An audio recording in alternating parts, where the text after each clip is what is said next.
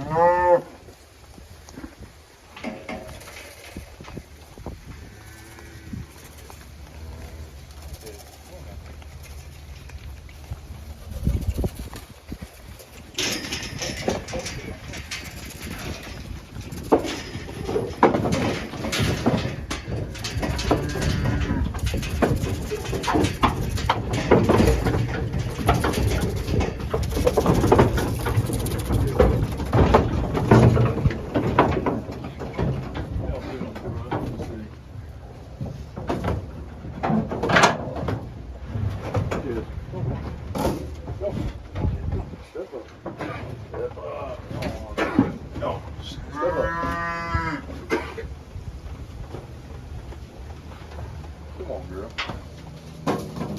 Up there.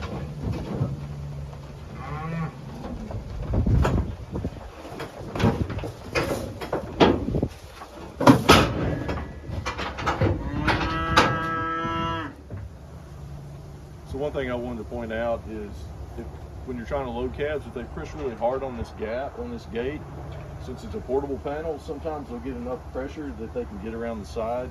So I always chain the trailer to the gate, so I'll chain that. That way they can't push that gate. Or if you don't have a spot to chain it down low, sometimes I'll wrap it up here at the top and chain it to the top. But I've had that happen before, so that's one thing that helps secure it. That side being against the barn obviously is not a problem, but sometimes they'll put a lot of pressure and they'll blow these gates out.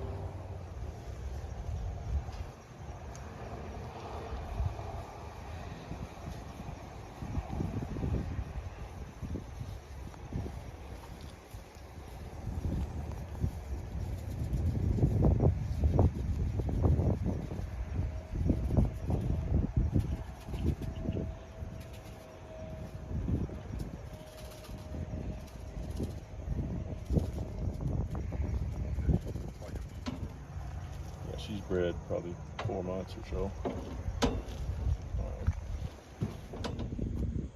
All right, so here's one of the herd bulls we used this year on the registered cows.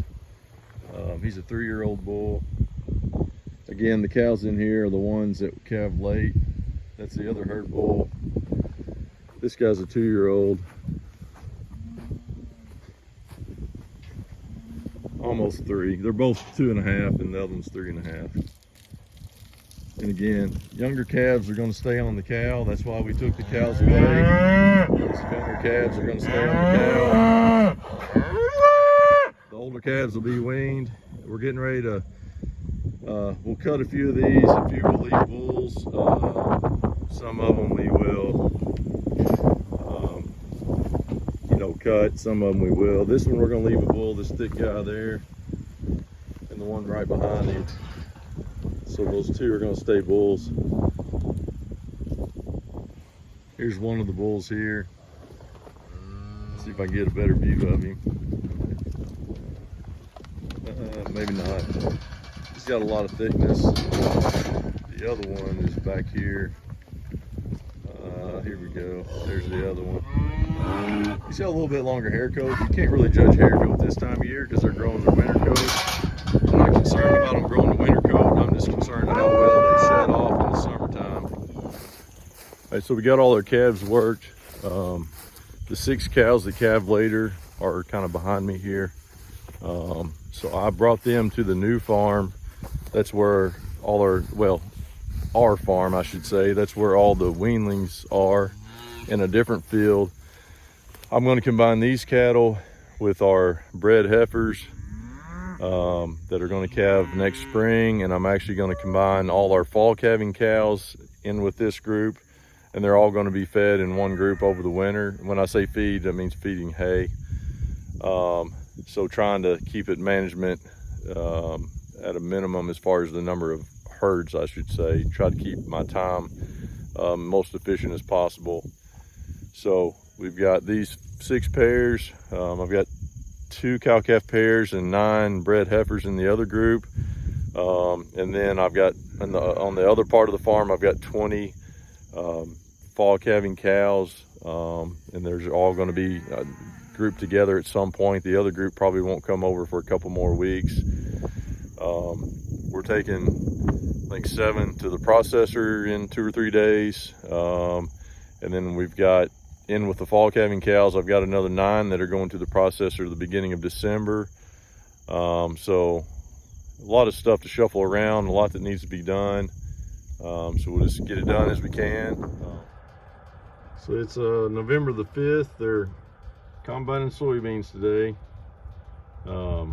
They made quick work at it. They probably, it's about 65 acres of beans, and I think they've probably done it, and they have 2 combines going and probably did the work in half a day. So I'm excited that that's going off now, and that means I've got lots of work to do. I was wrapping up things tonight. It's a pretty sunset. I wanted to talk a little bit about grass management. I did not mow this field this year, partly because I just ran out of time, but partly because I felt like the grass lasts longer when you don't mow. So if you look across through here, there are quite a few weeds. I think you can probably appreciate that. I'll zoom in a little bit. You see all the weeds there? That was mainly ironweed that's gone to seed. But if you look down, there's lots of clover. So again, I'm sorry, lots of fescue. So again, we got lots of fescue growth there. So sometimes for whatever reason, I feel like the grass lasts longer when you don't mow it. I think even if you mow really high, like 8 to 12 inches, you still suppress the grass a little bit. So again, still have some grass. We got enough rain a couple of weeks ago to green up the fescue. All this fescue was dried up about 2 weeks ago. Then we got probably somewhere between 1.5 inches and 2 inches of rain, and the fescue greened up. So again, November the 5th today, so not much time left in the growing season, but enough to help. All right, we'll wrapping things up tonight. I'll try to tack this on to the end of a video, maybe the weaning video that I'm doing. You know, I'm getting ready to move cows. Again, you can see that sunset in the background. Pretty night. I'm getting ready to move cows into the pasture I'm standing in. I'm hoping they'll make it about 5 days in here. These are our fall calving cows primarily. Also have 10 steers and heifers that are going to be going for beef here in 2 or 3 weeks. I think the first week of December. I think there's 9 that are going for that. The rest are fall calving cows. So yeah.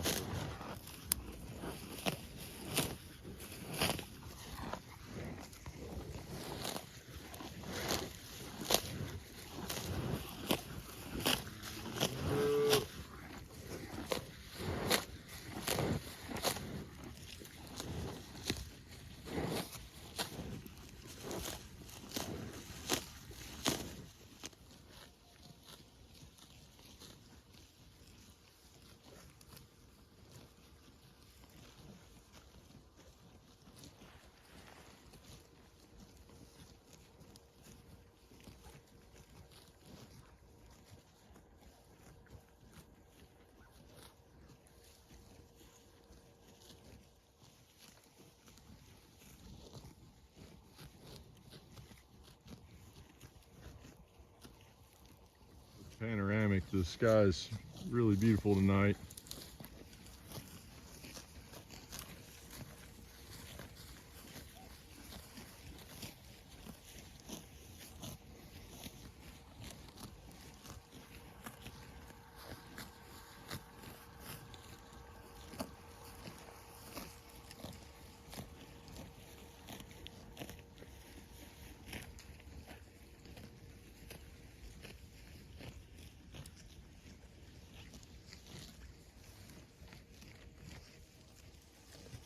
You know, sometimes when you're farming, it's hard to, you know, take time to enjoy everything. But, you know, it's kind of hard not to enjoy whenever it's a night like tonight. You know, being a Sunday, I feel compelled to, you know, at least share with you a little bit. If you don't believe in God, if you believe the world, you know, spontaneously created from whatever method, you know, if you believe that somehow rock and water spontaneously turned into life and was able to spontaneously figure out how to reproduce itself, you know, if you believe that, then I think you honestly are believing more miracles than the miracle that could have happened with God. So, you know, if you don't believe in God, then I'd encourage you to read the Bible, learn more about it. You know, I just felt compelled to share that on a Sunday evening. Thank you all.